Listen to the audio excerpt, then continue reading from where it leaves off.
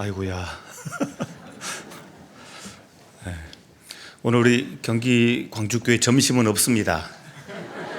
뭐 청년들이 이 정도 해주면 안 먹어도 배가 부르지 않을까요? 네. 저는 단지 교회당 건물만 부러운 줄 알았더니 우리 청년들 찬양 잘하는 것도 되게 부럽네요.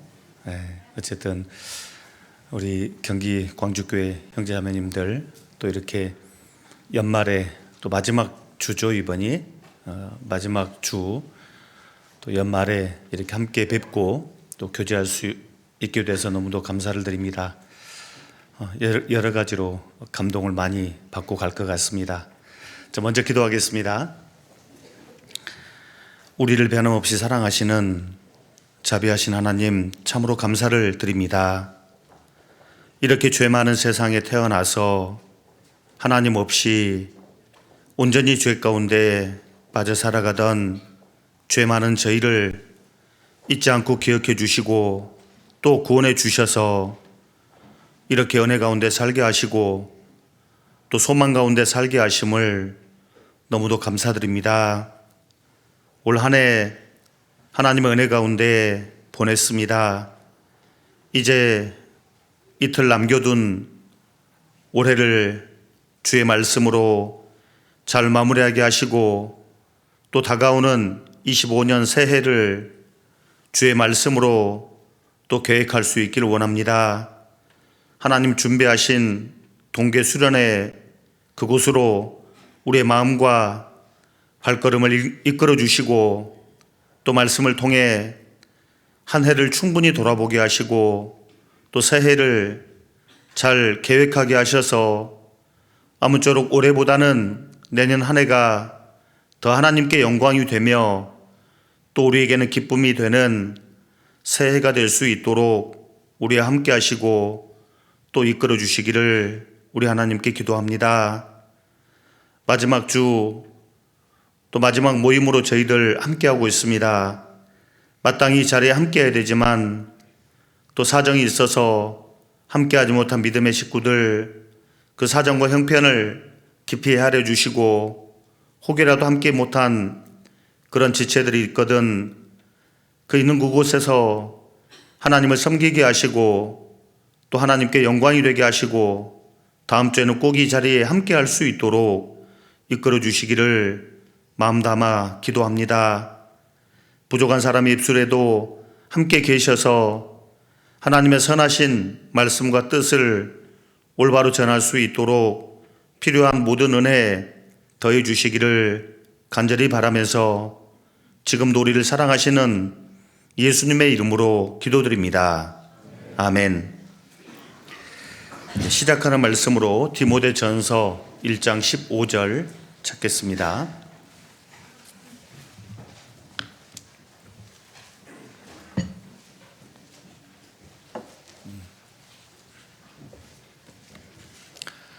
디모데전서 1장 15절 말씀입니다.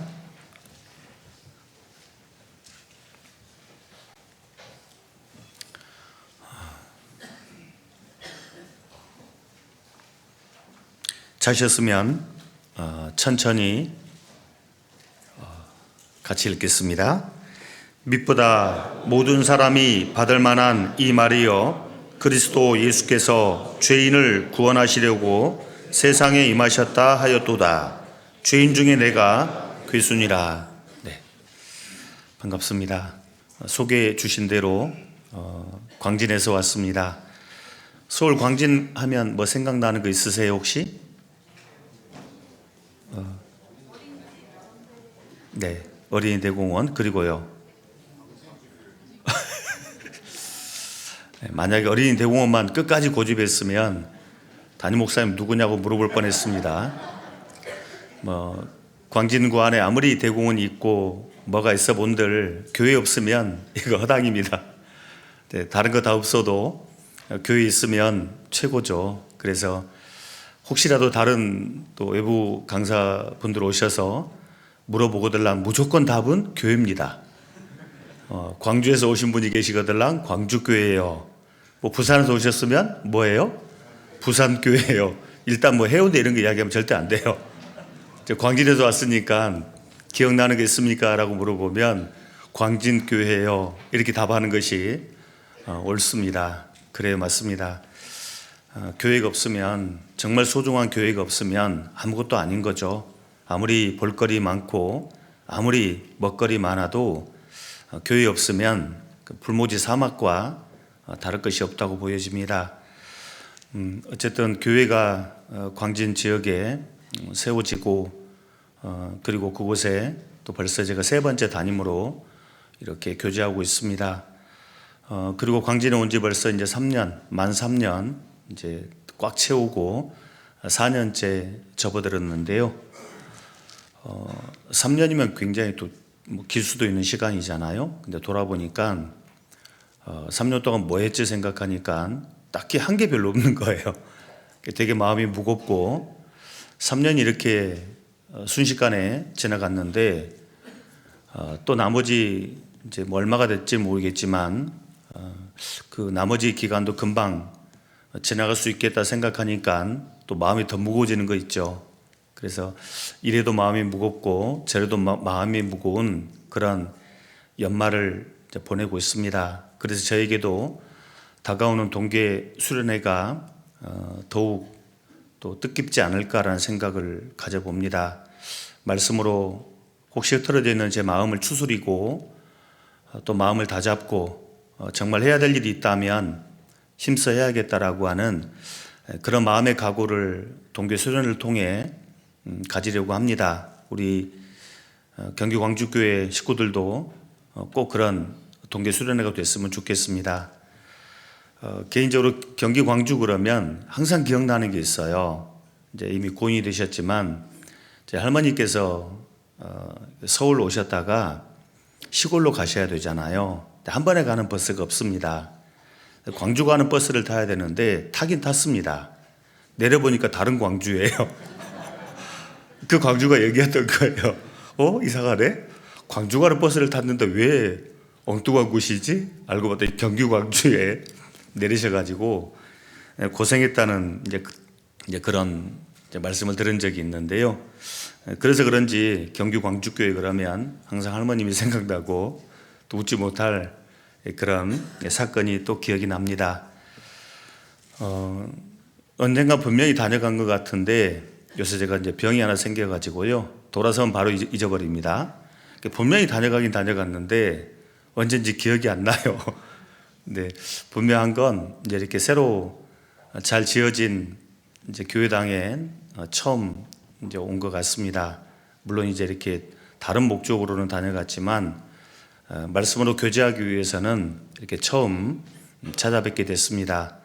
전보다 훨씬 좋은 환경에서 이렇게 이제 교제하고 계시는 우리 경기 광주교회 식구들 한편으로 부럽지만 제가 자신 있게 또 이야기할 수 있는 게 뭐냐면 예전에 제가 이제 양구에서 교제할 때 담임 목사님 우리 광주교회 담임 목사님 화천에서 계셨거든요.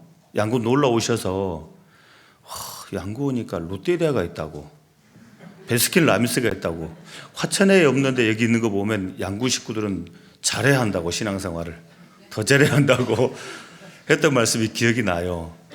저희 광진 교회는 교회당이 굉장히 좁습니다. 아주 되게 땅도 좁고 건물도 되게 좁습니다. 그런 환경에서 교제하는 우리 광진 식구들보다 훨씬 땅도 크고 건물도 큰 우리 경기 광주교회 식구들은 신앙생활을 훨씬 더 잘하셔야 합니다. 저희 광진 식구들보다 훨씬 더 배나 더 잘해야 할 것 같은 그런 또 생각이 드는 좋다는 말입니다. 한마디로 부럽다는 소리입니다. 어쨌든 좋은 환경을 허락해 주신 주님께 감사하는 마음으로 주님 오실 때까지 더 힘있게 열심히 사시기를 또 부탁을 드리겠습니다. 또 그 모습이 또 저에게도 도전이 되고 또 돌아가서 우리 광진 식구들에게 또 충분히 그 소식을 잘 전하도록 하겠습니다. 미리 말씀드린 것처럼 되게 좁습니다. 저희 교회당 부지가 200평 조금 안 됩니다. 되게 좁죠. 거기다가 건평도 다 해서 지하까지 포함해서 한 185평 정도밖에 안 됩니다. 그러니 주일 되면 지금 안 봐도 훤합니다. 지금 되게 복잡해서 말씀 끝나고 점심때 되면 그런 난리가 없습니다. 그래서 일찍부터 마음은 좀 먹었습니다. 어떻게든 이렇게 좀 교회당 건물을 어떻게 해보자라고 하는 그 마음은 먹어봤는데 이게 또 쉽지는 않아요. 서울 가서 깜짝 놀랐던 것 중에 하나가 이렇게 이제 돈에 대한 개념이지 싶습니다. 양구 살 때는 1억도 되게 큰 돈이라고 생각이 됐었고요. 또 김천에서 교제할 때는 뭐 10억, 20억, 오, 큰 돈이다 싶은 생각이 있었는데 서울 가니까 이건 돈도 아니에요. 뭐 1억, 뭐 10억, 20억 돈도 아니고 적어도 100억쯤 돼야지 조금 이제 좀 돈인갑다라는 생각이 좀 들 정도로 액수가 좀 차이가 나더라고요. 그래서 땅을 하나 이렇게 좀 사려고 해도 거의 100억 가까운 돈이 필요하고 뭐 집을 하나 새로 지으려고 해도 그의 반절 정도는 충분히 들어가야지 건축이 될 것 같은, 그러니까 이제 땅 사고 집 지으면 한 100한 2, 30억에서 50억까지 150억까지 이렇게 필요가 합니다. 그러니까 이제 파는 것도 쉽지 않고 사는 것도 쉽지 않고 여러 가지 이제 고민 가운데 있는데, 그래도 하나 아는 것은 하나님 일이니까 하나님 분명 하실 거라고 하는 이제 그런 믿음은 또 있습니다. 그래서 내년엔 뭐라도 좀 해보려고 지금 마음을 먹고 있습니다. 이미 있는 건물을 팔기가 어렵고 또 새로운 그런 부지를 매입하는 게 어렵다면 그냥 있는 그 자리에 좁지만 작지만 최선을 다해서 이렇게 부수고 다시 새로 이렇게 짓는 쪽으로, 그쪽으로도 생각을 하고 있습니다. 쉽지 않은 일이라고 분명히 여겨지기 때문에 이렇게 외부 설교를 나오면 꼭 미리 좀 기도 부탁을 좀 드립니다. 설교 본격적으로 시작하면 틀림없이 주무신 분들이 계실 것 같으니까 주무시기 전에 미리 좀 기도 부탁을 제가 이렇게 드리고 있습니다. 꼭 잊지 마시고 기도해 주시면 잘하면 뭐 또 압니까, 또 내년이나 내년 연말 요맘때나 그 다음에 또 입당식에 또 초대를 받을 수도 있습니다. 꼭 좀 기도해 주시기를 거듭 부탁을 드리겠습니다.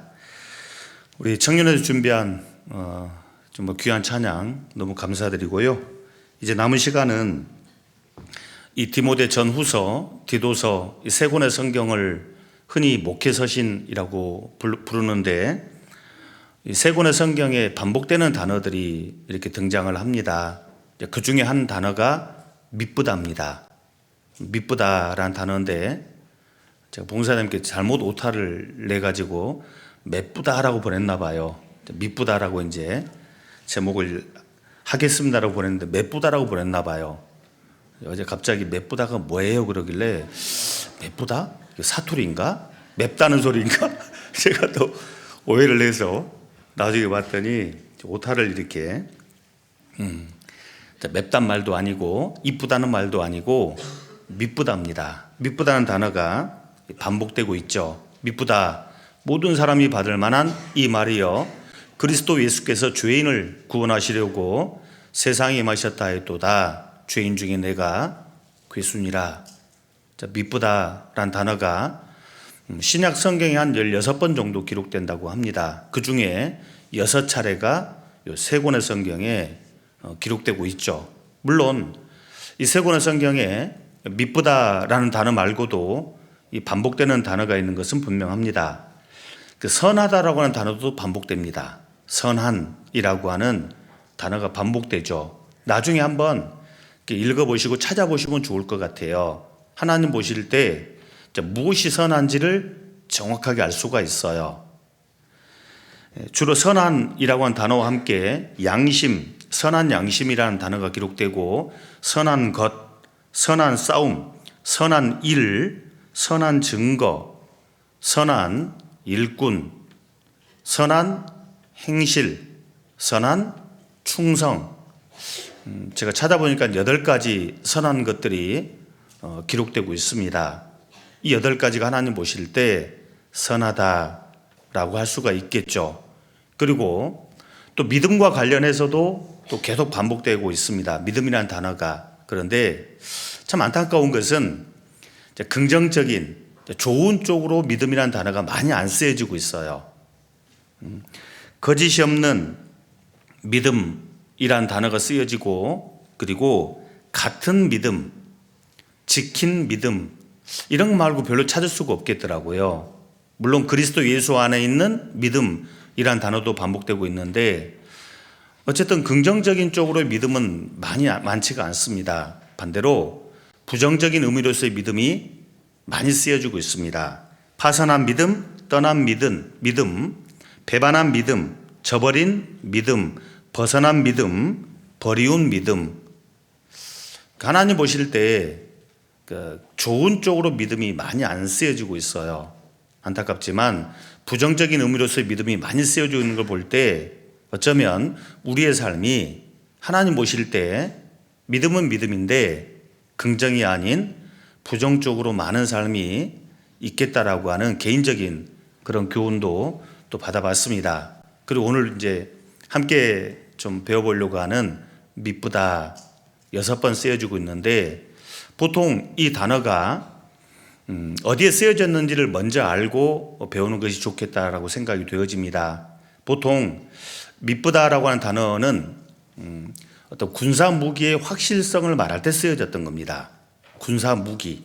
우리 형제님들 군대 다녀오셨죠?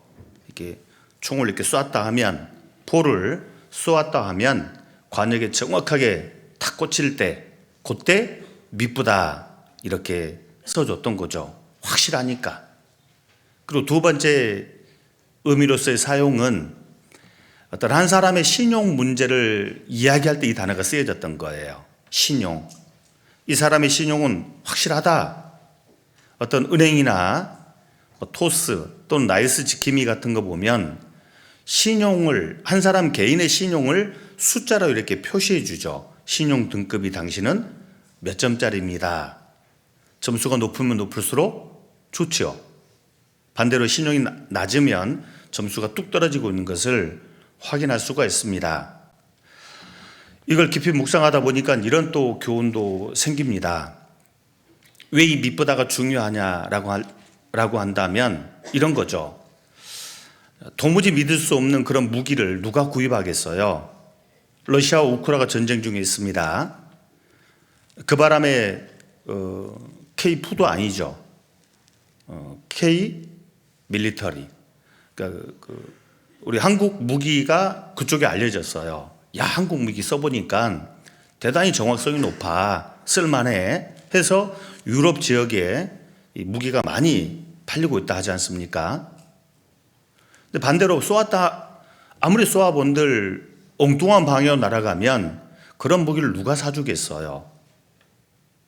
신용이 낮은 그 사람에게 어떤 단체에서 대출을 해주겠어요? 그러니 하나님 앞에서 정말 내 어떤 삶이 미쁜지 그렇지 않은지는 너무 중요한 겁니다. 만약 하나님 앞에 내가 어떤 신뢰할 만한 자녀가 아니라면 못 맡길 겁니다. 더 이상 대출과도 같은 축복을 기대할 수가 없게 되겠죠. 그러니까 미쁘다고 하는 이 단어는 굉장히 중요한 거예요. 하나님이 정말 나를 믿고 맡길 수 있는 그런 사람일까? 또 그렇지 못한 사람일까? 되게 중요한 거죠. 믿을 수 있어야만 맡길 수 있잖아요. 믿을 수 있어야만 대출을 해줄 수 있는 것처럼 하나님께서 내게 뭔가를 맡길 수 있고, 또 하나님 편에서 내게 뭔가를 마치 대출 같은 축복을 베풀 수 있지 않을까라고 하는 그런 교훈을 좀 생각해 봤습니다. 그래서 이 세 권의 성경에 기록된 이 미쁘다는 단어가 언제 쓰여졌는지를 좀 함께 배워보려고 합니다. 정리해 봤더니 한 4가지 정도로 정리가 됩니다. 첫 번째가 정말 예수님을 닮아서 영혼을 건지기 위해 최선을 다하는 삶이 미쁘다, 이렇게 보시면 되겠습니다. 한 단어로 정리하면 전도입니다. 전도죠. 참으로 예수님을 닮아서 한 영혼을 건지기 위해 최선을 다하는 삶이 하나님 보시기에 미쁘다, 이렇게 보시면 되겠어요. 그래서 1장 15절에 미쁘다 모든 사람이 받을 만하다. 사도 바울은 앞서 기록한 12절부터 14절에 구원은 행위가 아니라 은혜로 받는 것을 분명하게 밝히고 있죠. 한때 자신이 큰 죄인이었음에도 불구하고 하나님의 은혜와 예수 그리스도의 십자가의 공로로 말미암아 구원을 받았다는 사실은, 그 사실은 자신뿐 아니라 모든 사람이 확실하게 알아야 할 사실이라고 거듭 말씀하고 있는 겁니다. 모든 사람이 받을 만하다. 그리고 말씀하시기를 그리스도 예수께서 죄인을 구원하시려고 세상에 임하셨다 했도다. 이것은 예수님의 육신의 탄생, 성육신만을 말하지 않습니다. 예수님의 성육신을 포함해서 예수님이 죽으시고 부활하시기까지 전생애를 다 포함하고 있습니다. 한마디로 예수님의 전생애는 예수님 보실 때, 하나님 보실 때 미쁘다였다, 이런 거죠. 예수님의 전생애는 하나님 아버지 보시기에 한 단어로 미쁘다였던 겁니다. 미쁘다, 미쁘다. 정말 믿을만하고 또 신용이 되는, 신뢰가 되는 그런 삶이었다고 분명히 말씀하고 있죠. 예수님 이 땅에 오신 목적이 무엇입니까? 지극히 높은 하늘에서 이 죄 많은 세상, 이 땅까지 오신 목적이 무엇입니까? 죄인을 구원하시기 위해서입니다. 창조주 조물주 하나님께서 인간 부모의 그늘 아래서 자그마치 30년의 세월을 기다리셔야만 했던 거죠. 그 기다림의 세월도 결국은 우리를 죄에서 구원하시기 위한 목적이 분명했죠. 그리고 3년 반 공적인 삶을 사셨습니다. 정말 바쁘셨죠. 각 성, 각 촌으로 두루 다니시며 착한 일을 하셨습니다. 착한 일, 선한 일을 하셨죠. 그 목적이 뭐예요? 죄인을 구원하시기 위해서. 이 땅에 오신 목적도 부모의 그늘 아래 30년의 그 순종의 세월을 보낸 것도 3년 반의 그 바쁜 삶도 결국 죄인을 구원하시기 위한 목적, 딱 거기에 초점이 맞춰져 있었던 거잖아요. 하나님은 그것을 미쁘게 보셨던 겁니다. 미쁘게 보셨던 거죠. 특별히 예수님의 3년 반 공생에는 아주 바쁘셨습니다. 제가 서울 가보니까 서울 사람들은 정말 바빠요. 저처럼 느긋하게 걸어다니는 사람이 거의 없습니다. 지하철을 어쩌다 타려고 하면 제가 제일 느리게 걷는 것 같아요. 물론 잘 모르니까 잘못 탔다가 엉뚱한 데로 가면 안 되니까 잘 보고 타야 하니까 좀 느려지는 것도 사실입니다. 제가 사실 느리게 걷는 거 되게 싫어하거든요. 앞에서 걸리적거리는 거 되게 싫어하고. 그런데 지하철에서만큼은 되게 천천히 걸어가요. 모르니까 잘. 대부분 사람들은 그렇게 바빠요. 바쁘게 사십니다. 바쁘다 해서 그냥 미쁜 것은 아니에요. 사단 마귀도 되게 바쁘게 살고 있죠. 하나님이 사단 마귀에게 너 어디 갔다 왔어? 라고 물었을 때 여기저기 두루 돌아다녔다고 말하잖아요. 그런 사단 마귀를 누구도 미쁘다 하지는 않습니다. 그냥 바쁘다 해서, 열심히 산다 해서 미쁘다는 단어를 써주지는 않는 겁니다. 반드시 연결이 딱 돼 있어야 돼요. 착한 일, 선한 일과 연결이 딱 돼 있어야 합니다. 그럴 때 하나님 보시기에 미쁘다, 이렇게 봐주시는 거죠. 올 한 해를 정말 바쁘게 살았습니다. 무엇 때문에 바쁘셨습니까? 무엇 때문에 바쁘셨어요? 물론 먹고는 살아야 되기 때문에 일하느라, 공부하느라 바빴던 것도 사실이에요. 그렇지만 단지 그것뿐이라면 하나님 보실 때 아쉬운 거죠. 왜? 미쁘지 못하니까. 예수님이 33년의 생애를 정말 미쁜 삶을 사시고 가셨습니다. 이게 어떻게 가능했을까요? 이것은 자신을 이 땅에 보내신 그 하나님의 목적을 정확하게 이해한 결과예요. 이해되세요? 하나님이 자신을 이 땅에 보내신 그 목적을 정확하게 이해한 결과였던 거라고요, 사실요. 33년의 생애를 바쁘게 사신 것은 과정이었고, 그런 결과가 나타날 수 있었던 정확한 이유는 하나님이 자신을 세상에 보내신 그 목적을 정확하게 이해한 결과다, 이렇게 볼 수가 있는 겁니다. 그렇다면 예수님의 공로로 말미암아 구원받은 우리는 이 땅에 왜 남았을까요?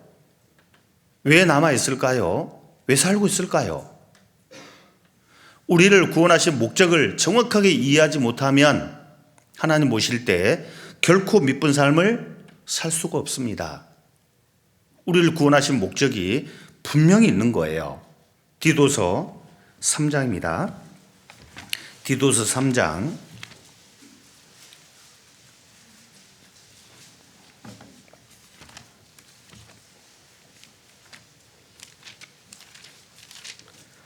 디도서 3장 8절입니다. 3장 8절.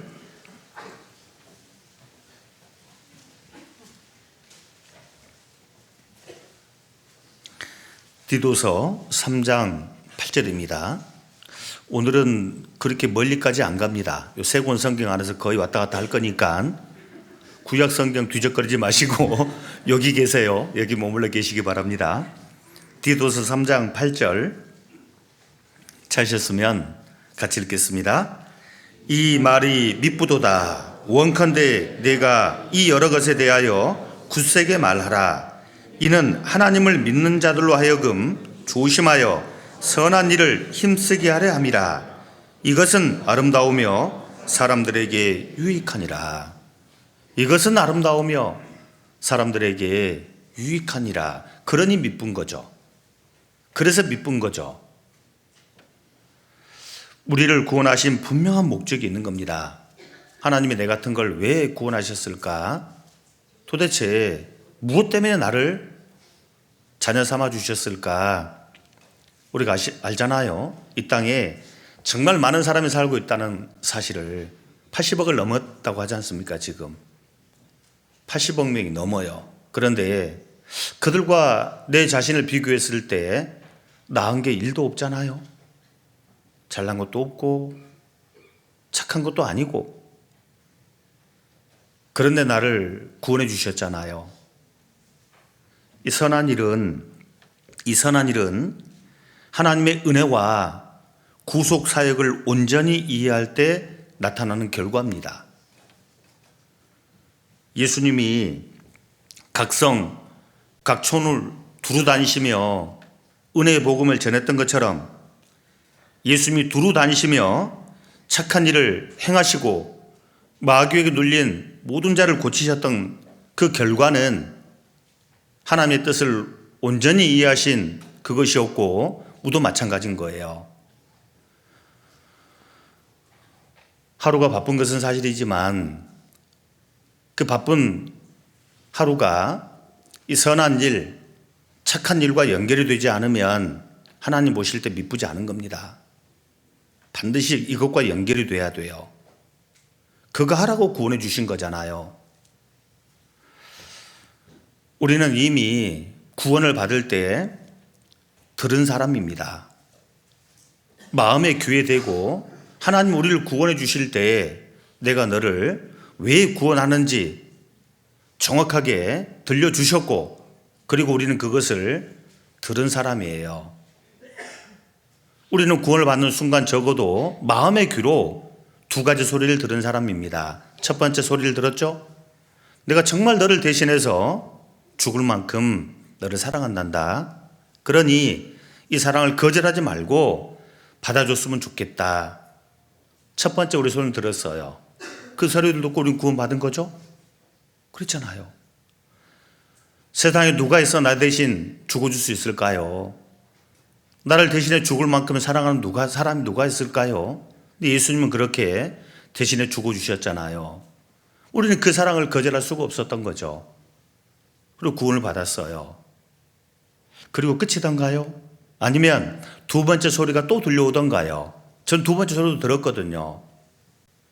이 사람과 너를 거절하면 누구도 예외 없이 영원한 저주와 형벌을 각오해라. 저는 그 소리도 들었거든요. 그렇지 않던가요? 내 영혼이 죄로부터 해방된 것은 너무너무 기쁘고 좋지만 반대로 이 사실을 모르는 사람들은 영원한 저주와 심판이 기다리고 있다는 것을 십자가가 분명하게 우리 마음의 교회되고 들려줬기 때문에 구원을 받는 순간 답답하더라고. 저는요, 개인적으로. 이렇게 구원받는 게 쉬운데 누구든 믿기만 하면 구원을 받을 수가 있는데 모르고 있잖아요, 가족들은. 그래서 한 30분 정도 남았었던 거 기억해요.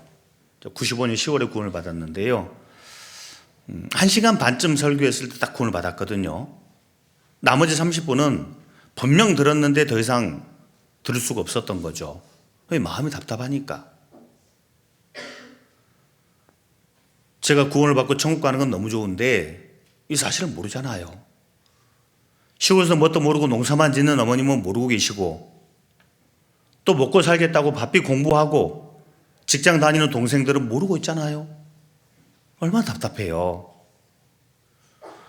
누구도 구원을 받는 그날 우리는 두 가지 소리를 다 들은 사람들입니다. 그러니 아무리 바빠도 이 사실을 전하지 않고 살 수가 있겠냐고 이게요.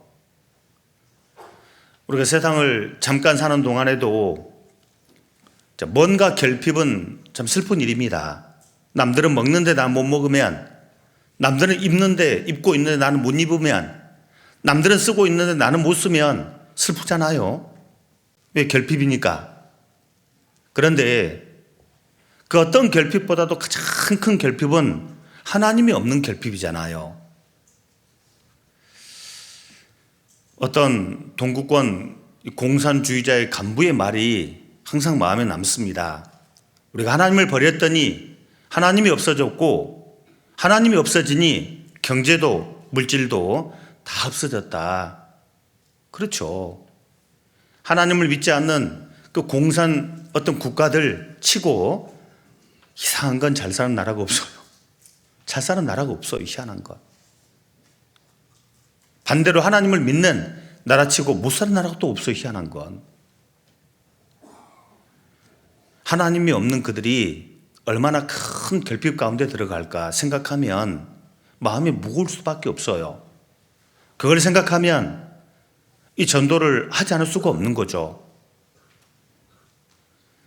머지않아 주님이 반드시 오십니다. 주님 오시게 되면 이 땅은 엄청난 기갈, 굶주림에 시달릴 거라고 분명히 경고하죠. 아모스 8장 11절 이하에 주 여호와께서 가라사대 보라 날이 이를지라 내가 기근을 땅에 보내리니 양식이 없어 주림이 아니며 물이 없어 가람이 아니요 하나님의 말씀을 듣지 못한 기갈이라. 사람이 이 바다에서 저 바다까지 북에서 동까지 비틀거리며 여호와의 말씀을 구하려고 왕래하되 얻지 못하리니 그날에 아름다운 처녀와 젊은 남자가 다 갈하여 피곤하리라. 분명히 양식이 있습니다. 마실 물도 있습니다. 그런데 그들은 상상을 초월하는 이 결핍 가운데 들어갈 거라고 분명히 경고하잖아요. 하나님의 말씀을 듣지 못한 기갈이라. 어찌 할 거냐고 이걸요. 어떻게 할 거냐고 이걸. 그러다가 영원한 결핍에 들어가잖아요. 누가복음 16장 부자 나사로 비유를 보면 한 방울의 물을 허락하지가 않습니다. 한 방울의 물. 손가락 끝에 물을 찍어다가 내 혀를 서늘하게 하소서. 한 방울의 물도 얻지 못하는 결핍에 딱 들어간다 하잖아요. 근데 이게 영원히 지속돼요. 영원히. 단지 내 영혼이 죄로부터 해방되었다는 그 소리만 들은 게 아닙니다. 우리는 분명히 예수님의 사랑을 거절하면 누구도 예외 없이 영원한 저주와 영원한 결핍 가운데 빠져들어간다고 분명히 우리는 들었단 말입니다. 우리가 바쁘다고 이 전도하는 일을 게을리해서는 안 되는 겁니다. 이게요. 이걸 게을리해서는 안 되는 거죠. 우리가 복음을 전하면 결코 환영을 받지는 못합니다. 사도 바울이 복음을 전하러 다녔을 때 대환영을 받은 게 아닙니다. 어디서 오시라고. 대환영을 받지 못했죠. 유대인은 표적을 구하고 헬라인은 지혜를 찾으나 우리는 십자가에 못 박힌 그리스도를 전하니 유대인에게는 거리끼는 것이요 이방인에게는 미련한 것이로되 우리는 부지런히 복음을 전했다. 가는 곳마다 환영받은 게 아니었던 거예요. 동족 유대인에게는 거리끼는 것이요 저리 가라고, 듣기 싫다고. 이방인에게는 미련한 것이로되, 참 희한하더라고요. 구원을 받고 착해졌어요. 더 착해졌습니다. 생활도 건강해졌어요, 분명히. 그런데 들려오는 소리는 뭐예요? 좋은 사람 베렸다, 이런 거잖아요. 그렇죠. 가족에게도 좋은 사람 다 베렸다고. 분명히 착해졌는데, 생활도 건전해졌는데 들려오는 소리는 사람 베렸다고, 좋은 사람 다 베렸다고. 예나 지금이나 크게 달라진 건 없어요. 우리는 그래도 전하잖아요. 사도 바울과 일행이 그래도 전했던 것처럼 우리도 그럼에도 불구하고 복음을 전하잖아요. 왜? 그것이 죄인을 구원하는 하나님의 유일한 방법이니까. 그거밖에 없으니까 기억고 전하잖아요. 내년 새해 집회를 계획하고 있죠. 다른 어떤 것보다도 우선적으로 이 전도에다 마음을 딱 두세요. 전도에다가. 교회 안에서 왜 봉사를 할까요? 교회 안에서 왜 하나님께서 임원이라고 하는 어떤 직분을 맡겨주셨을까요? 그 이유가 뭘까요? 생각해 보셨어요, 혹시? 우리 교회학교 교사분들은 아이들을 열심히 가르칩니다. 찬양대원은 한 주간 열심히 준비해서 찬양을 부릅니다. 주차 봉사하는 우리 형제님들은 또 나가서 추위를 무릅쓰고 더위를 무릅쓰고 또 안내도 합니다. 우리 어머니 자매님들은 주방에서 또 밥을 준비하잖아요. 그런 모든 일들을 우리가 왜 할까요? 단지 가르치려고? 단지 노래하려고? 단지 오라이 차를 안내하려고? 뭐 밥을 지으려고요? 아니잖아요. 교회 안에서 이루어지는 모든 일에는 딱 한 가지 목적이 있기 때문에 해요. 그 한 가지 목적이 바로 선한 일인 겁니다. 디모데전서 3장. 디모데전서 3장입니다.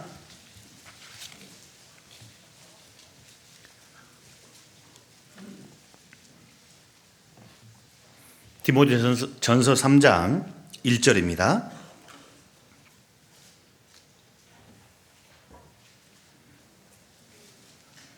3장 1절 같이 읽겠습니다.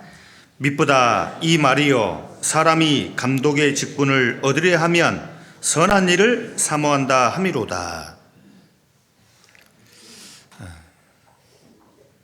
물론 교회 안에 세워진 장로님, 또 목사 전도사님, 또 집사님 이하 모든 일꾼들 다 포함하죠. 사람이 감독의 직분을 사모한다. 왜 우리가 교회 안에서 직분을 이렇게 받을까? 선한 일을 사모하라고. 여러분, 직분 자체를 사모하지는 마세요. 직분 자체를 사모하지 마시고 그 직분을 주신 목적을 사모하세요. 선한 일을 사모하라고 직분을 맡긴 거라고요. 교회 안에서 무슨 일을 하든지 간에 직분 자체를 사모하면 나중에 반드시 문제가 됩니다. 교회에 유익이 안 됩니다. 이 선한 일은 이 교회에 유익을 끼치는 모든 일을 말하거든, 이게요. 이 선한 일이 교회에 유익을 끼치는 모든 일을 말합니다. 직분 자체만을 사모하면 교회에 전혀 유익이 안 될 수가 있어요. 반대로 직분을 주신 목적을 정확하게 사모하게 되면 진짜 그 직분을 주신 목적대로 교회를 유익하게 합니다. 교회를 유익하게 해요. 그러면 하나 생각해 봅시다. 우리가 구원을 받고 이렇게 교회 안에 있습니다. 교회 안에 있잖아요. 그러면 내 한 사람이 교회를 가장 유익하게 하는 방법이 뭘까요? 찬양을 잘해서, 아이들을 잘 가르쳐서, 주차 안내를 잘해서, 밥을 정말 맛나게 지어서, 물론 그것도 포함이 됩니다. 그런데 가장 큰 유익은 아니에요. 가장 큰 유익은 아니에요. 한 사람의 영혼을 전도할 때 가장 큰 유익이 있는 거 아시죠? 온 교회 기쁨이 되잖아요. 한 사람의 영혼이 전도해서 구원을 받게 되면 온 교회가 기뻐하잖아요. 그러니 교회에 유익을 끼치는 일이 많이 있는 건 사실이지만 가장 교회에 유익을 끼치는 일은 전도인 겁니다. 전도. 그래서 이걸 선한 일이라고 말씀하고 있고, 그래서 이것을 미쁘다 이렇게 표현하고 있는 거예요. 하나님께 최고 영광이 되잖아요. 교회 최고 기쁨이 되잖아요. 다른 거 다 잘해도 전도 못하면 죄송합니다. 힘 빼려고 하는 게 아니라 정확하게 알고 살자 이거죠. 아무리 찬양을 잘해도 고운 목소리로, 아무리 성경 많은 지식 가지고 아이를 가르쳐도, 밥을 최고로 맛있게 지어도 한 해 동안 전도를 한 사람도 못하면 왠지 하나님 모실 때 좀 부끄럽잖아요. 마음이 무겁잖아요. 진짜 사모해야 할 것을 사모하지 못했거든 사실요. 내년 1월에 준비된 집회가 기회입니다 여러분. 기회라고. 일찍부터 기도하고 일찍부터 준비하십시오. 전도하는 찬양대, 전도하는 교회학교 교사, 전도하는 우리 어머니 회, 전도하는 임원, 반드시 이게 선한 거라고. 전도를 뺀 나머지 모든 일들은 물론 유익한 건 맞지만 하나님 모실 때 부족함을 지울 수가 없어요. 전도입니다. 전도. 전도하는 임원, 전도하는 교사, 전도하는 찬양대. 왜요? 교회를 가장 유익하게 하는 일이니까 그렇잖아요. 올해 12월 첫 번째 주에 마지막 오전 집회를 했는데 딱 한 사람 남았습니다. 세 사람 정도 받았는 것 같았는데 두 분은 안 나와 교제를. 한 분 딱 나오는 거예요. 그런데 그 한 분을 바라보면 식구들 다 좋아하잖아요. 그때 알았어요. 야, 이거 한 사람이 구원받으면 교회가 유익하구나. 그때 알았거든요. 진짜 유익합니다 이거. 그래서 하나님 모실 때 이거 미쁘다라고 말씀해 주시는 거죠. 모든 사람이 받을 만한 이 말이요, 그리스도 예수께서 죄인을 구원하시려고 세상에 임하셨다 했도다. 예수님의 전생애가 하나님 모실 때 미쁘다 했던 거예요. 왜? 딱 목적은 한 가지였거든요. 죄인을 구원하기 위해서 이 땅에 오셨고 순종의 삶을 사셨고, 그렇게 바쁘게 3년 반 공생애를 사신 그 모든 목적은 전도였던 거거든요. 그래서 미쁘다라는 단어가 쓰여진 겁니다. 두 번째, 미쁘다는 디모데전서 1장 15절 후반부에 나와요. 미쁘다 모든 사람이 받을 만한 이 말이요, 그리스도 예수께서 죄인을 구원하시려고 세상에 임하셨다 했도다. 그 다음에 뭐가 남아요? 죄인 중에 내가 괴순이라. 하나님 보실 때 두 번째 미쁘다가 바로 그거예요. 죄인 중에 내가 괴순이라. 사도 바울의 간증이기도 하고 또 우리가 배워야 될 어떤 신앙의 모습이기도 합니다. 사도 바울께서 처음에 고린도전서를 통해서는 한 주후 57년경에는 자신을 그렇게 소개하죠. 사도 중에 지극히 작은 자라고 자기를 소개해요. 물론 겸손하긴 해요. 사도들 중에서 나는 작은 사도다.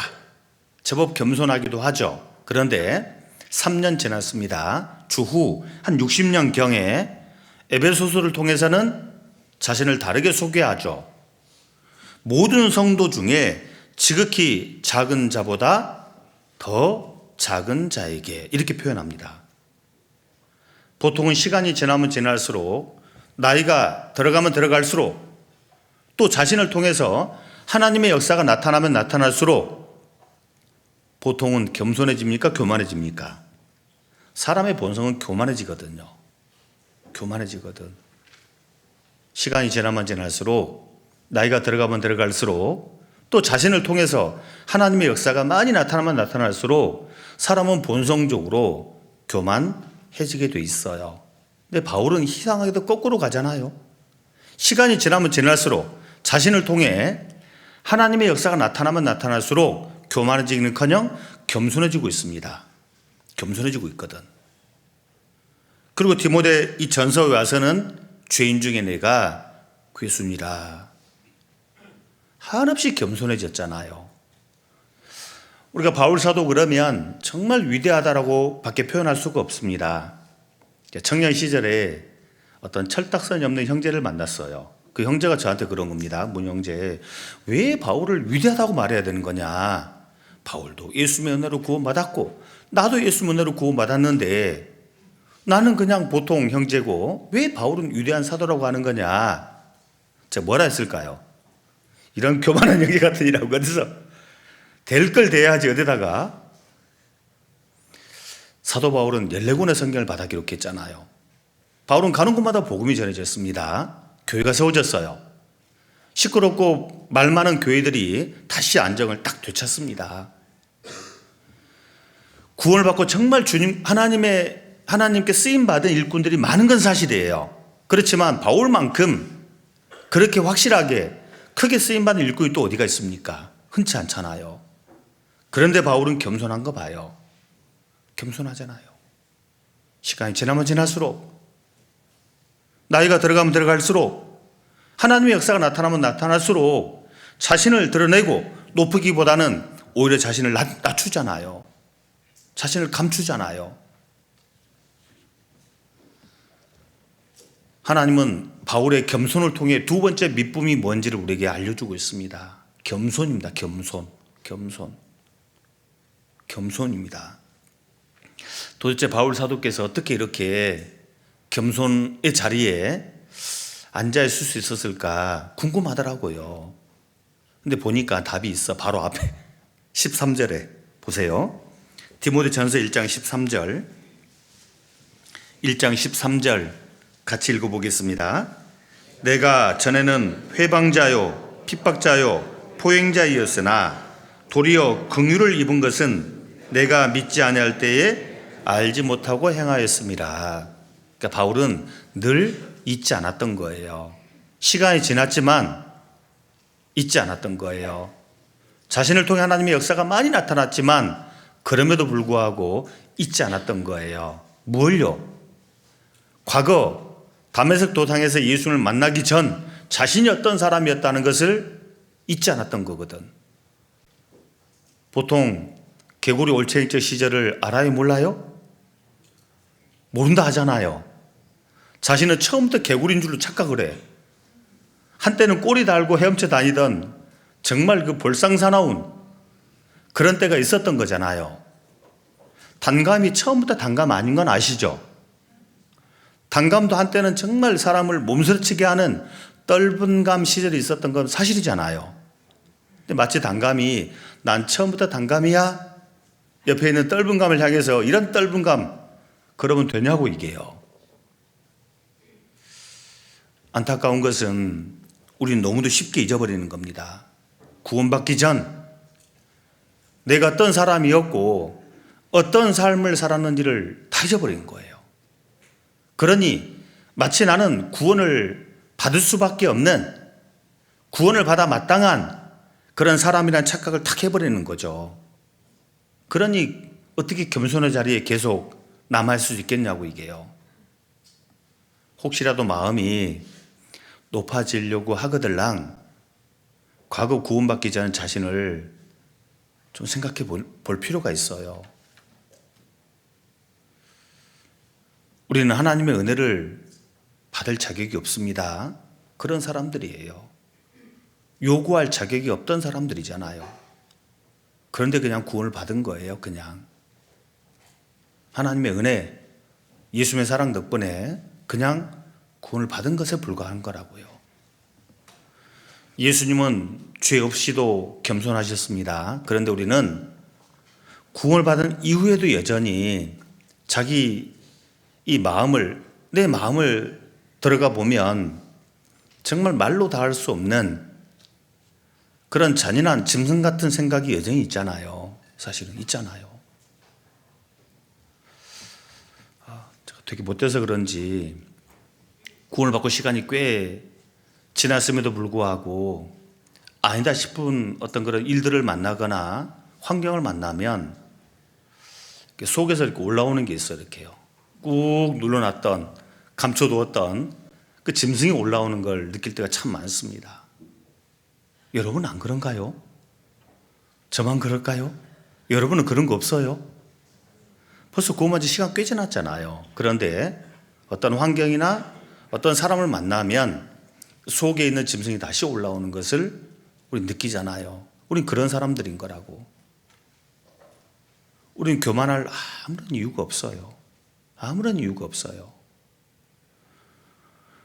그래서 바울 사도는 빌립보 성경에 그렇게 우리에게 권면합니다. 너희 안에 꼭 이 마음을 품으라고. 곧 그리스도 예수의 마음이라고. 반드시 품고 살아야 될 마음이 있는데 그 마음이 바로 그리스도 예수의 마음이라고. 그러면서 우리를 구원하신 예수님이 어떤 분임을 정확하게 설명해 줍니다. 그는 근본 하나님의 본체시나 하나님과 동등됨을 취할 것으로 여기지 아니하시고 자기를 비워 사람과 같이 되었고 사람의 모양으로 나타나셨음에 지극히 높으신 분이 지극히 낮아지셨어요. 겸손의 자리에 앉으셨던 겁니다. 그래서 예수님이 얻은 게 뭐예요? 이름으로 하나님이 그를 지극히 높여 모든 이름을 예수의 무릎에 꿇게 하시고 하늘에 있는 자들과 땅에 있는 자들과 땅 아래에 있는 자들로 예수 이름에 무릎을 꿇게 하시고 그리고 하나님 아버지께 영광을 돌리게 하셨느니라. 겸손해야지 하나님께 영광이 됩니다. 겸손해야지 높아지게 돼 있어요. 원리가 그래요. 근데 우리는 본성적으로 겸손의 자리보다는 높은 자리, 드러나는 자리, 이런 자리를 좋아하거든요. 여기도 눈이 제법 많이 왔다고 들었습니다. 그것도 무거운 눈이 제법 많이 왔다 들었습니다. 저 서울 쪽도 눈이 좀 많이 오긴 하는데 다 녹고 사라졌는데요. 눈이 많이 왔을 때 그때 강을 건너갔습니다. 강남 잠실 올림픽 체조 경기장 있죠. 거기 예전에 우리 그 하계 수양회 했던 그곳, 그때 그의 비가 엄청 많이 왔었던 거 기억나시잖아요. 거기를 한번 이렇게 이제 어떤 형제님과 같이 한 바퀴 돌았던 이제 기억이 있는데, 그 전에 갔을 때 정말 그 소나무가 멋졌거든요. 정말 그 잘 이렇게 관리한 소나무들이 많았었습니다.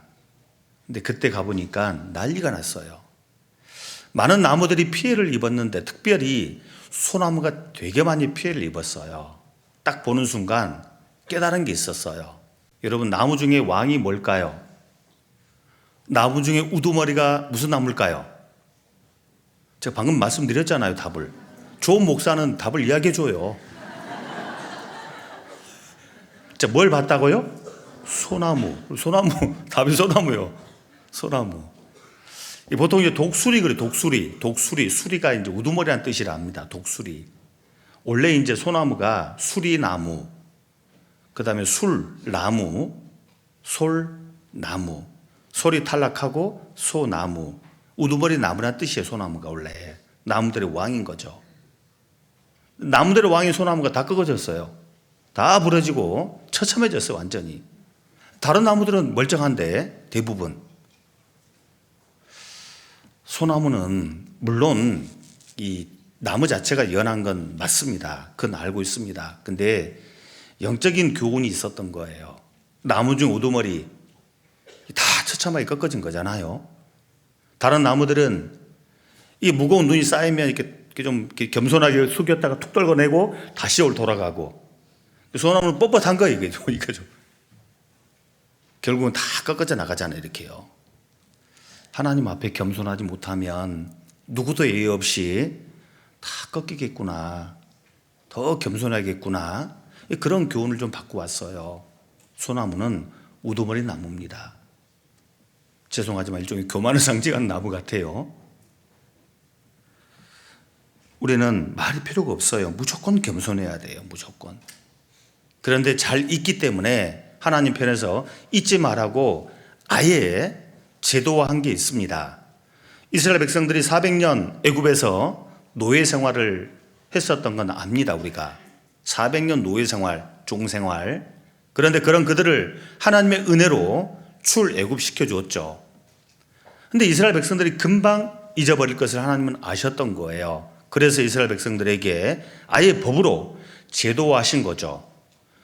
특별히 신명기는 기억의 책입니다. 그래서 신명기를 읽다 보면 기억하라, 기억하라, 기억하라 반복되고 있죠. 근데 도대체 무엇을 기억하라는 소리일까? 신명기 이것만 보겠습니다. 신명기 5장. 끝낸단 말 아닙니다. 신명기 5장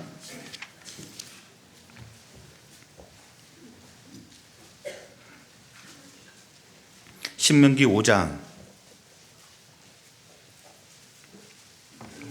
15절.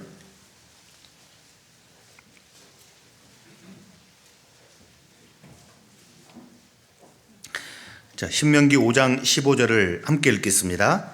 너는 기억하라. 내가 애굽 땅에서 종이 되었더니 너희 하나님 여호와가 강한 손과 편팔로 너를 거기서 인도하여 내었나니, 그러므로 너희 하나님 여호와가 너를 명하여 안식일을 지키라 하느니라. 너는 기억하라. 잊지 마라. 왜? 잊으면 금세 교만하게 될 거니까. 마치 자신들의 힘과 능력으로 애굽을 나왔다 교만하게 될 것 같으니까 아예 하나님 편에서 기억하라. 두 가지를. 첫 번째, 네가 애굽 땅에서 종이 되었던 걸 기억하라. 무슨 말입니까?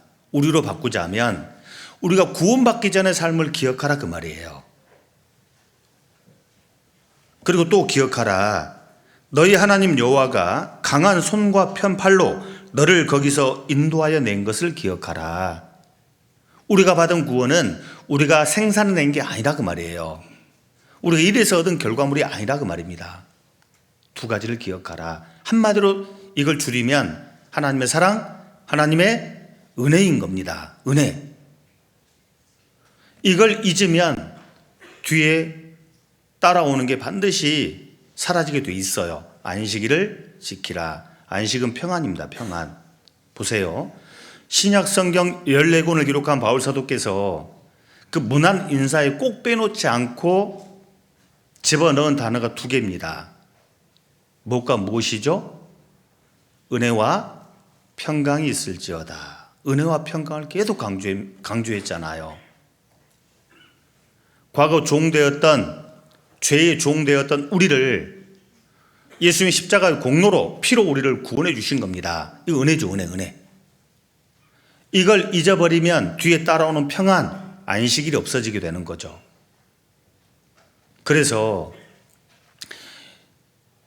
이 10번째 재앙이 유월절 사건입니다. 유월절, 안식일은 아예 법으로 딱 제도화했잖아요. 영원한 규례라고, 반드시 지키라고. 우리가 설 명절, 추석 명절을 지내는 것처럼 이스라엘 백성들은 유월절을 그렇게 귀하게 여깁니다. 그들은 유월절을 지키면서 항상 기억하려고 애를 썼던 것 같아요. 하나님의 은혜를. 그래야 주어지는, 이어지는 안식일 같은 평안이 있으니까. 우리도 마찬가지예요. 과거 종되었던 우리를 구원하신 예수님의 은혜를 잊어버리면 금세 마음은 높아지게 되어 있습니다. 그런 높아진 마음에 어떻게 평강이 있겠어요? 잊지 말아야 할 겁니다. 잊어서는 안 될 겁니다. 내가 어떤 은혜를 받았는지, 어떤 상태에서 구원을 받았는지를 항상 기억해야 할 거라고요. 생각해 보면 우리는 처음부터 구원을 받을 만한 어떤 요소는 하나도 없는 사람들이에요, 원래. 그래서 이 디모데후서에도 밑붐을 이야기하면서 이걸 이야기하고 있습니다. 디모데후서 다시 돌아가 보겠습니다. 디모데후서 2장 13절.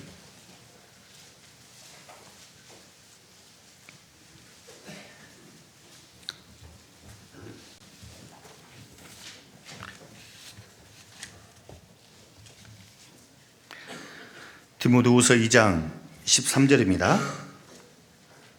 2장 13절 찾으셨으면 함께 읽겠습니다. 우리는 밑붐이 없을지라도 주는 일양 밑부시니 자기를 부인하실 수 없으리라. 여기 우리가 교만할 손톱만큼의 이유도 없음을 정확하게 말씀하고 있죠. 우리는 밑붐이 없을지라도, 다른 번역을 보면 신실하지 못할지라도, 진실하지 못할지라도 이렇게 번역해 놨어요. 그렇죠. 우리가 하나님 볼 때 진실한 게 뭐가 있어요? 신실한 게 뭐가 있어요? 밑붐이 없는 사람들이었죠. 밑부신 하나님께서, 즉 진실하고 신실하신 하나님께서 우리를 구원해 주셔서 구원을 받은 것뿐이에요. 그리고 우리를 구원해 주시기 위해 어마어마한 대가를 지불하셨잖아요. 흑인 노예 제도가 있었던 그 시절, 흑인 노예들을 해방해 주기 위해 남북전쟁이 일어났다고 하잖아요. 그때 이 백인의 3분의 1이 피 흘려 죽었답니다. 남북전쟁 당시에. 흑인 노예들을 해방시켜 주기 위해서 전쟁을 치렀고 백인 3분의 1이 피 흘려 죽은 거예요. 우리는 죄의 노예였습니다.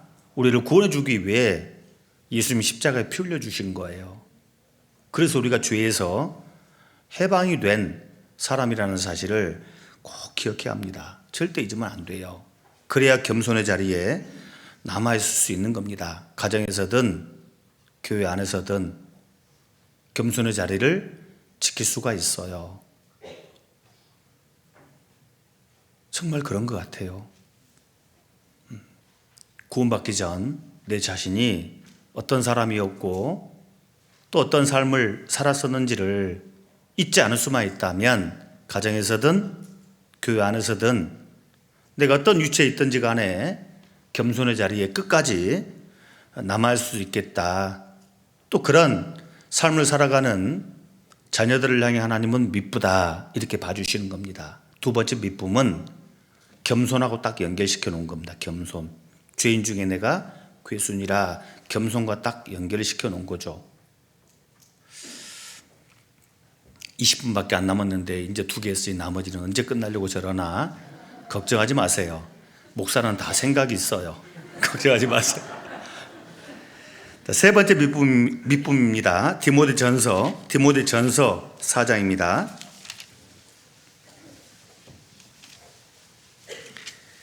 디모데전서 4장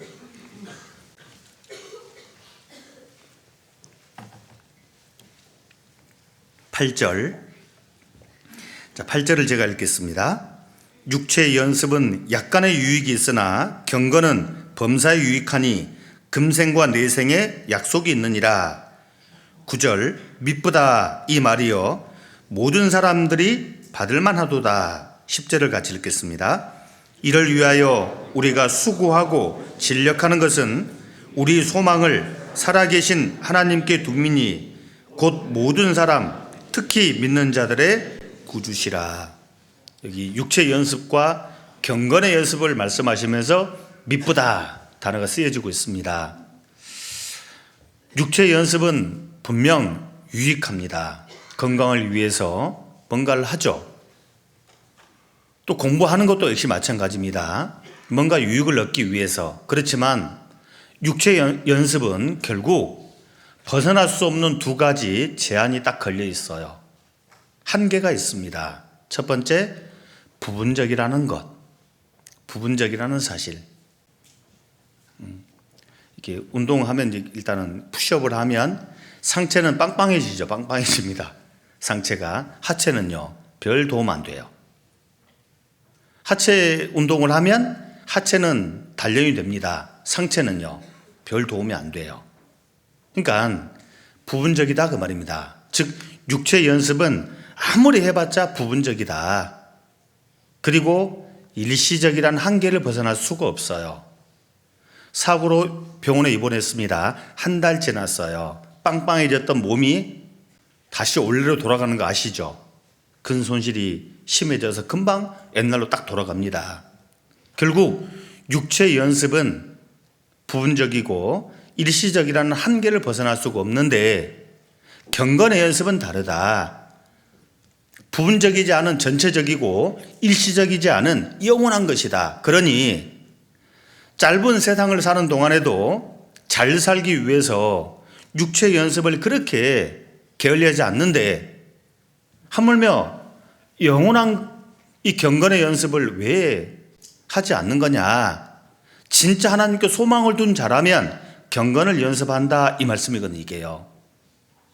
소망이 이 땅에 있으면 경건의 연습을 게을리합니다. 그런데 소망이 하나님께 있고 소망이 영원한 세계에 있는 사람은 경건을 연습할 수밖에 없는 거예요. 경건을. 우리는 죄 많은 세상에 살고 있습니다. 우리를 가만두지 않아요. 우리가 아무리 착하게 선하게 잘 살아보려고 해도 악한 세상은 절대 우리를 그냥 놔두지 않습니다. 좋게 봐주지 않습니다. 어떻게 해서든 우리를 시험하고 넘어뜨리려고 하는 그런 악한 자도 함께 삽니다. 그런 세상 우리가 살고 있어요. 아까 서두에 말씀을 드렸습니다. 이 세 권의 성경에 믿음과도 관련된 단어들이 반복되는데 긍정적인 좋은 의미로서는 별로 많지가 않아요. 반대로 부정적인 의미로서의 믿음이 훨씬 많아요. 안타까운 것은. 무슨 말입니까? 경건을 게을리해서 믿음을 저버리고 버리고 파손된 그런 사람들이 훨씬 많았던 거예요.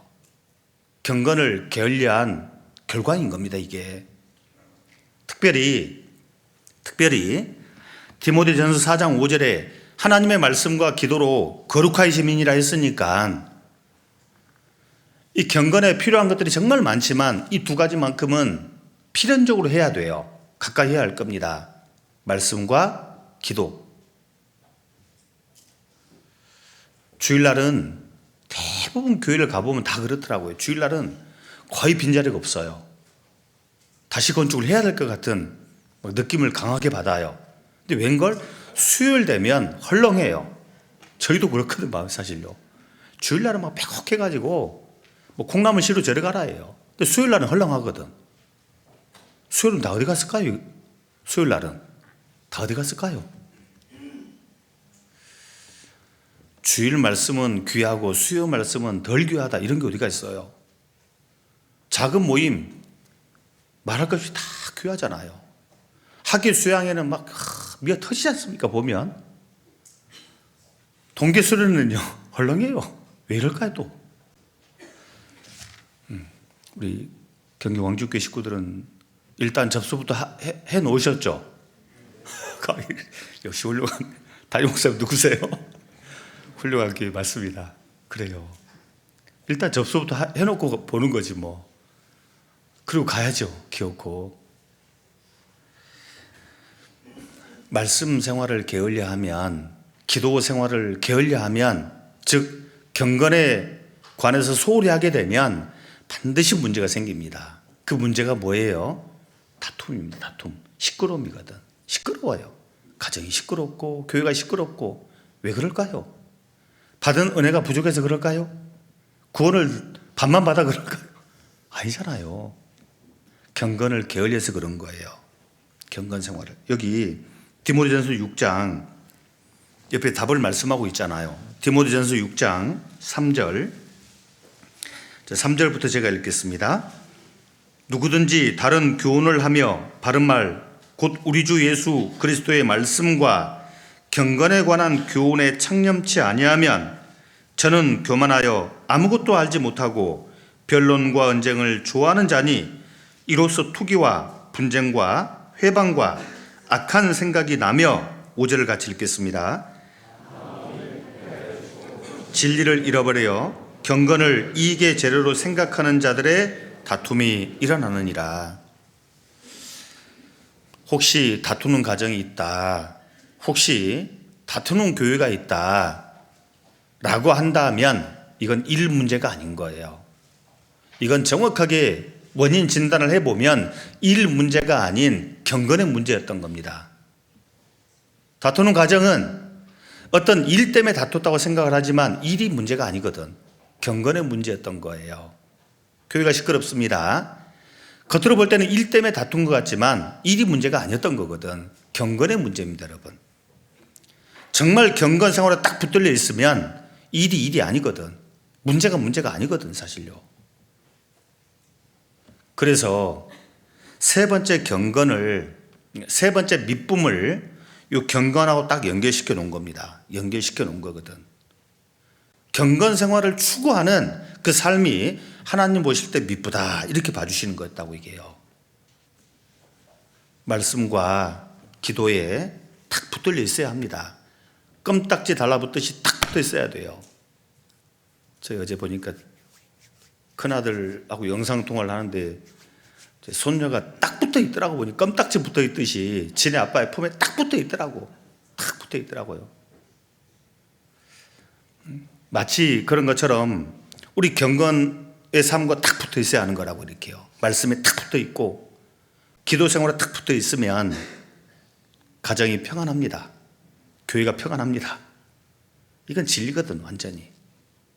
그래서 세 번째 밑분은 경건과 연결되어 있다라고 기억해 주시면 좋겠고, 네 번째 마지막 밑분이 디모데후서 2장입니다.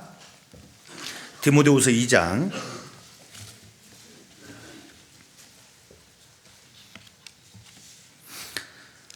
11절입니다. 2장 11절. 11절을 같이 읽겠습니다. 미쁘다 이 말이여, 우리가 주와 함께 죽었으면 또한 함께 살 것이요. 네 번째 밑분은 무엇과 연결되어 있을까요? 문제 나갔습니다. 답이 뭘까요? 여기 방금 같이 읽었는데 반복되는 단어에 항상 이 주의를 기울일 필요가 있습니다. 함께, 함께, 참깨, 들깨, 그 다음에 함께. 세 번째 깨입니다. 함께. 사실 경건 생활은 혼자서도 어느 정도 가능해요. 그런데 마지막 밑분과 연결되어 있는 함께, 다른 말로 연합, 이건 절대 혼자서는 안 되는 겁니다. 함께를 강조해 놨어요. 함께. 사실 연합이라고 하는 것은 굉장히 소중한 겁니다. 예수님께서 잡히시기 전에 제자들과 함께 긴 시간을 가졌죠. 또 긴 설교를 하셨습니다. 그 설교 내용 중에 계속 반복되는 표현이 있었던 거예요. 요한복음 17장에 찾지 마시고 17장에 보면 내가 간절히 비옵는 것이 있습니다, 하나님 아버지. 그러면서 예수님 말씀하시기를 아버지와 내가 하나인 것처럼 저희도 하나가 되게 해주십시오. 하나가 되게. 온전히 하나 되게 하려 함이니, 이런 표현을 계속 반복하셨거든요. 그러니까 예수님의 그 마지막 간절한 소원 중에 하나가 뭐였냐면 우리가 하나 되는 거였던 거예요. 일심으로 연합하는 그것을 간절히 바랬던 겁니다. 간절히. 그런데 우리는 본성적으로 연합 자체를 별로 안 좋아해요. 저도 개인적으로 혼자서 잘하는 걸 좋아합니다. 누가 옆에 걸리적거리면 딱 질색이거든요. 제가 좀 손 좀 보세요. 손재주가 있을 것처럼 보이죠. 손재주가 있어요. 잘 만들어요. 보면 대충 비슷하게 만들어내요. 그러니 이런 사람들일수록 교만하잖아요. 교만한 사람들일수록 누가 잘 못하는 사람 옆에 두는 걸 정말 힘들어합니다. 그러니까 제가 혼자서 그냥 마구마구 해버리고 그렇게 살았던 거잖아요. 그래서 군대 가서 되게 힘들었어요. 제가 군대 가서 힘들었어요. 군생활 체질이었거든요. 제발 너는 군대 체질이니까 남아라 라고 이제 위에 분들이 그러셨는데, 어쨌든 군대 체질이었는데 군대에 못 있겠더라고. 왜냐하면요, 쟤는 잘했는데 못한 애들 때문에 같이 싸잡아가지고 막 이렇게 단체로 막 빵빠레가 뭔지 아시죠? 우리 형제님들 밤에 자다 말고 깨워요. 이렇게 추워 죽겠는데 빤스 빨아면 나와라. 와, 얼마나 성질 났겠어요. 이렇게요. 잘못한 것도 없는데 막 얻어맞고 얼마나 성질 났겠어요. 이놈의 군대 내가 도저히 못 있겠다. 근데 뭐 이런 사람이 구원을 딱 받았잖아요. 교회에 들어왔어요. 얼마나 힘들었겠어요. 얼마나 힘들었겠어요. 근데 나중에 알았잖아요. 나중에 알았어요. 연합이라고 하는 것이 얼마나 소중한지, 얼마나 귀한 것인지, 또 하나님이 얼마나 바라고 계시는 일인지 이건 나중에 알았잖아요. 여러분, 연합이 안 되면, 안 되는 것으로 그만이라면 문제 삼지 않아도 괜찮아요. 그런데 연합이 안 되면 심각한 문제가 있어요. 구약시대 이스라엘 백성들에게 잊지 마라, 기억하라, 아예 법으로 딱 정해버렸잖아요. 왜? 법으로 정하신 것은 괴롭히려가 아니었던 거예요. 이스라엘 백성들을 귀찮게 하려고 아니었던 거죠. 그들이 유월절, 즉 하나님의 강한 손과 편팔로 이끌어낸 걸 잊어버리면 그들에게 안식이 없거든. 평안이 없다 그 말이에요. 신약시대 우리도 마찬가지예요. 연합이 안 되면 안 되는 것으로 그만이라면 문제가 없겠는데 이게 안 되면 심각한 문제가 생겨요. 그래서 하나님 편에서 아예 법으로 정했다고요. 그 법이 뭐냐면 성찬의식입니다. 성찬의식. 자, 마지막으로 고린도전서 10장. 고린도전서 10장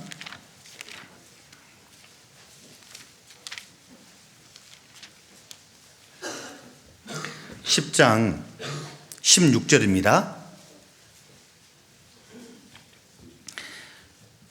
10장 16절, 17절 마지막이니까 힘내서 같이 읽겠습니다. 우리가 축복하는 바 축복의 잔은 그리스도의 피에 참여함이 아니며 우리가 떼는 떡은 그리스도의 몸에 참여함이 아니냐. 떡이 하나요 많은 우리가 한 몸이니 이는 우리가 다 한 떡에 참여함이라. 17절은 하나 연합을 딱 말씀하고 있고 앞에 있는 16절은 뭐예요? 하나님의 은혜 사랑이잖아요. 몸과 피는 예수님의 십자가 은혜를 가리키는 거니까 이 하나님의 사랑과 은혜를 말씀하는 거라고요. 그래서 다른 번역을 보면 16절을 이렇게 바꿔놨더라고요. 우리가 감사하며 받는 축복의 잔은 이렇게 바꿔놨어요. 그러니까 연합이 안 되면 감사에 함께할 수가 없는 거예요. 연합이 안 되면 축복에 참여할 수가 없다 그 말입니다. 이 심각한 손실이 있는 거예요. 이게 있는 거예요. 아예 법으로 제도화한 거예요. 그래서 집회 끝나면 마지막 날 우리 성찬식을 하잖아요. 떡과 잔을 떼면서 우리는 기억을 하는 거예요. 잊지 않는 거예요. 정말 내 같은 걸 구원해 주신 우리 예수님의 사랑을 기억하고 그 사랑과 은혜에 감동이 됐으니 이제 연합하는 삶을 살겠다, 한 몸이 되겠다라고 하는 각오를 딱 하는 거라고. 그렇게 할 때 감사가 넘치는 삶이 쭉 이어지고 축복이 넘치는 삶이 계속 이어지는 거라고. 이게요. 우리 한 사람 한 사람은 사실 별것 아닙니다. 사실 별게 아니에요. 구약 성경 욥기를 보면 욥기 1장 1절에 욥 그 사람은 순전하고 정직하고 하나님을 경외하고 악에서 떠난 사람이고 3절에 보면 동방에서 제일 큰 사람이라고 그렇게 표현을 합니다. 그런데 그런 욥이라 할지라도요, 어떤 환경을, 극한 환경을 만나게 되니까 욥기 7장에 가서 뭐라 합니까? 자신을. 하나님, 나는 용 아닙니다. 하나님, 나는 바다 아닙니다. 그러잖아요. 어쩌면 욥 자신은 바다인 줄 알았을 거예요. 나는 마음이 넓고 많은 사람에게 선을 베푸는 힘 있는 사람이라고 착각을 했을 거라고. 착각을. 어쩌면 자신을 용이라 생각했을 거고, 부정적인 의미로 용이 아니라 좋은 쪽으로. 용은 공룡을 말하는데 실제로 만약 존재한다면 지상 최강의 생물이잖아요. 용을 누가 잡아다가 애완견, 애완묘 하듯이 잡아다가 그렇게 키울 수가 있겠어요, 이걸요? 그런 용이 실제로 존재한다면 그걸 잡아다가 오늘 저녁거리 해야 되겠다. 그렇게 생각하는 사람 누가 있겠냐고. 아무도 못 건드려요. 건드릴 사람이 없는 거죠. 지상 최고의 생물인 거라고. 욥은 사실 그런 사람이 아니었던 거예요. 용이 아니라 이사야 41장 14절 표현처럼 지렁이 같은 너 야곱아, 용이 아니라 지렁이였던 거죠. 바다는 웬걸, 잘해봐야 또랑물 정도, 아니면 나으면 시냇물 정도밖에 안 되는 그런 사람이었던 거라고요. 혼자 있을 때. 그런데 우리가 집회 때 늘 들었던 것처럼 욥기 36장에 가면 물의 순환 원리를 쭉 기록하고 있습니다. 물의 순환 원리를. 하나님 그가 물을 가늘게 이끌어 올리신 즉 그것이 안개 되어 비를 이루고 그것이 사람 위에 내려 쏟아지느니라.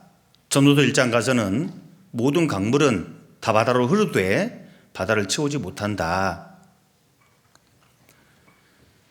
100만 개의 수증기가 모이면 한 방울의 비가 된다고 합니다.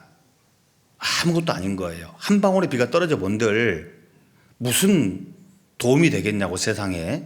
아무것도 아닌 거잖아요. 한 방울의 비 안에 무슨 생명을 기대할 수가 있겠습니까? 100만 개 수증기가 모이니까 한 방울이 물이 되고 그 떨어진 한 방울 한 방울이 모여서 시내가 됩니다. 비로소 시내가 되면 그 안에 생명이 딱 들어가 있잖아요. 생명이. 그리고 시내가 모이면 강물이 됩니다. 더 많은 생명들이 존재하죠.